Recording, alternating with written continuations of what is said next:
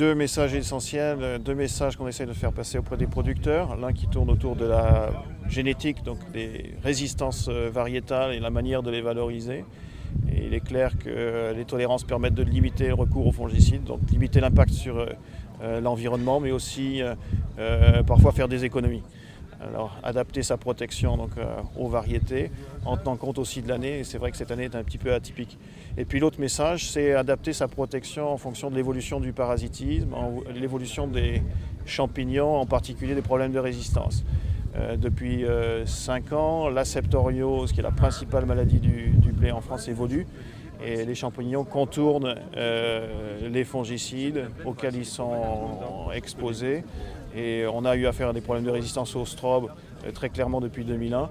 On est aussi soumis à des problèmes de résistance pour les triazoles, qui est la principale famille qui permet de lutter contre ces maladies. Donc le message qu'on délivre est d'adapter, enfin de voir comment on peut adapter les solutions à ces évolutions de champignons pour rester efficace et pour rester économiquement efficient pour la culture du blé. En clair,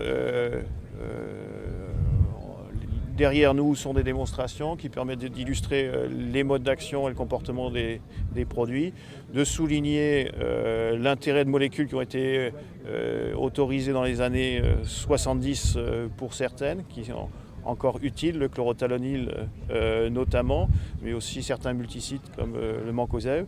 D'illustrer aussi le bon comportement, et c'est une découverte de 2006 du prochlorase, qui a été également une molécule qui a plus de 20 ans, et aussi d'illustrer le comportement des nouveautés, des innovations, de nouveaux modes d'action qui ont aussi leur rôle à jouer pour lutter contre la septo. Et donc on se félicite d'avoir la possibilité de recourir à différents modes d'action, différentes solutions pour lutter contre cette maladie qui reste un vrai problème pour les producteurs.